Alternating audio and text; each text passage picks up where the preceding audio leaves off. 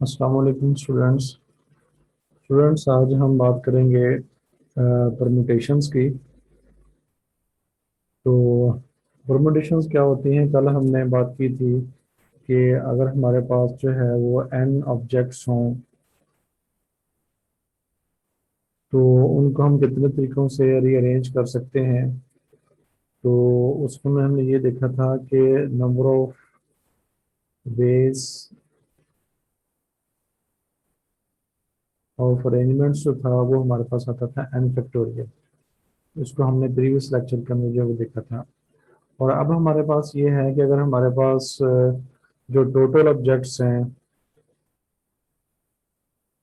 उसमें कल हमने तमाम जो ऑब्जेक्ट्स उनको अरेंज किया था, और अब हम हमारे पास अगर फर्ज करें कि टोटल ऑब्जेक्ट्स n हैं और इसमें से हमने जो ऑब्जेक्ट्स लेनी है n में से वो फर्ज कर लें कि r हैं।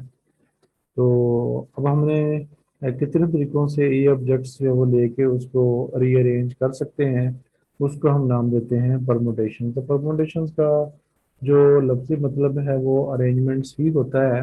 तो कल भी हमने अरेंजमेंट्स की बात की थी, लेकिन उसमें हमने ये देखा था कि अगर हमारे पास n ऑब्जेक्ट्स हों तो उनका हम कितने तरीक़ों से जो है वो रीअरेंज कर सकते हैं। तो आज हमने ये देखना है कि टोटल नहीं बल्कि उसमें से अगर हमारे पास r ऑब्जेक्ट्स हैं तो उनको उसको हम कितने तरीक़ों से जो है उनकी अरेंजमेंट जो है वो कितने तरीक़ों से उनकी अरेंजमेंट बना सकते हैं। यानी फर्ज कर लें कि अगर हमारे पास जो n है टोटल ऑब्जेक्ट्स वो 10 हैं, 10 हैं, और इसमें से हम जो है वो तीन ऑब्जेक्ट्स ले रहे हैं। तो इनमें से हम कितने तरीक़ों से तीन ऑब्जेक्ट्स लेके उनको जो है वो रीअरेंज कर सकते हैं। तो इसको हम नाम देते हैं परमुटेशंस। तो इसमें एक चीज़ ज़हन में रखनी होती है कि जब हम परमुटेशंस की बात कर रहे होते हैं तो वहाँ पे जो ऑर्डर होता है वो मैटर करता है। यानी ये एक परमुटेशन है, फर्स्ट कर लें सी और ए और सी जो है ये दूसरी परमुटेशन होगी। तो परमुटेशन में ऑर्डर जो है वो मैटर करेगा, ये बात हमने ज़हन में रखनी है। तो इस चीज़ को ज़हन में रखते हुए हम परमुटेशन की डेफिनेशन कुछ इस तरह से कर सकते हैं कि permutation is the arrangement of items. Permutation is the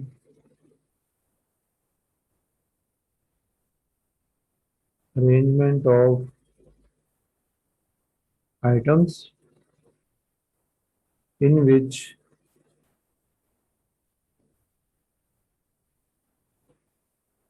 order matters।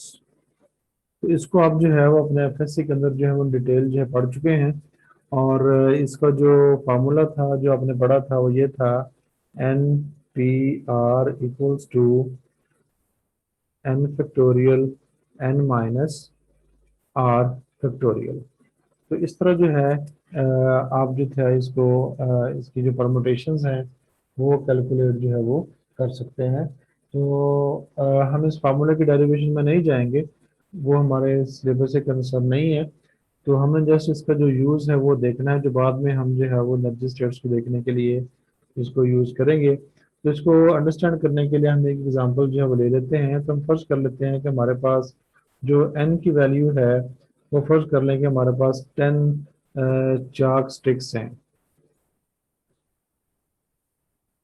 10 chalk sticks, और इसमें से हमने तीन स्टिक्स जो हैं वो लेनी है एट ए टाइम।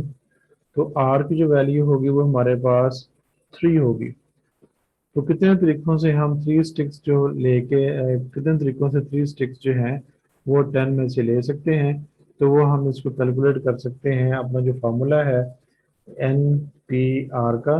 तो इसमें ये हो जाएगा 10 पी आर इक्वल्स टू, तो ये हमारे पास था N factorial over N minus R factorial. तो इसको हम कर सकते हैं 10 फैक्टोरियल ओवर 10 माइनस जितनी हमने ऑब्जेक्ट्स लेनी है वो हमने 3 ली थी। तो ये हमारे पास हो जाएगा फैक्टोरियल। तो ये हो जाएगा हमारे पास 10 फैक्टोरियल ओवर 7 फैक्टोरियल। तो इस तरह जो है वो हम जो हमारी परमुटेशन है वो कैलकुलेट कर सकते हैं। जो भी इसका आंसर आएगा वो हमारे पास वे होंगे ये जितने तरीकों से हम तीन स्टिक्स जो हैं वो टोटल 10 में से जो है वो ले सकते हैं। तो बात इसमें फिर जहन में रहे कि इसमें आपका जो ऑर्डर होगा वो मैटर करेगा। ऑर्डर की अरेंजमेंट जो है वो लाजमी है इसमें।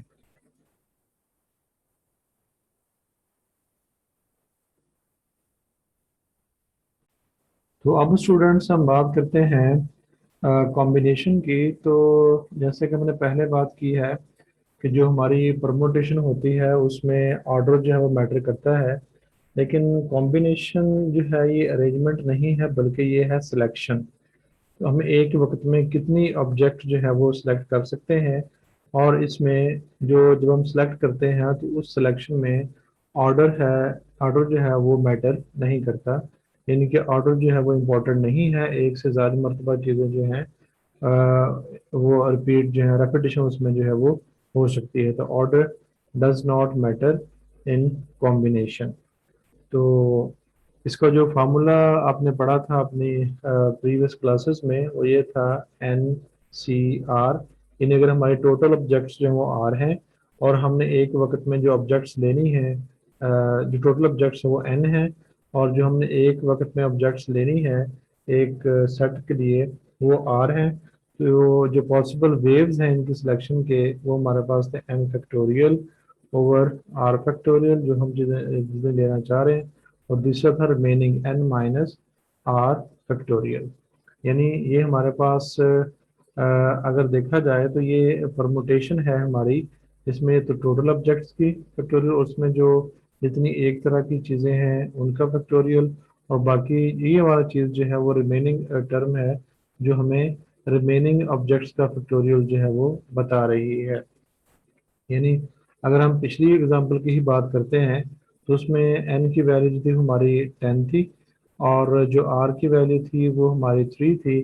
तो अगर हम उसी की कॉम्बिनेशन निकालें कि एक वक्त में हमने तीन चार्ट जो है वो लेने हैं और कितने उसके पॉसिबल सेट जो है बन सकते हैं तीन के, तो वो हम इस तरह कैलकुलेट कर सकते हैं 10 फैक्टोरियल, और ये हमारे पास आ जाएगा 3 फैक्टोरियल, और ये हमारे पास आ जाएगा बाकी जो रिमेनिंग हो गए 10 - 3 फैक्टोरियल। तो इस तरह कैलकुलेट करके हम उसके पॉसिबल जो कॉम्बिनेशन जो हैं वो बना सकते हैं।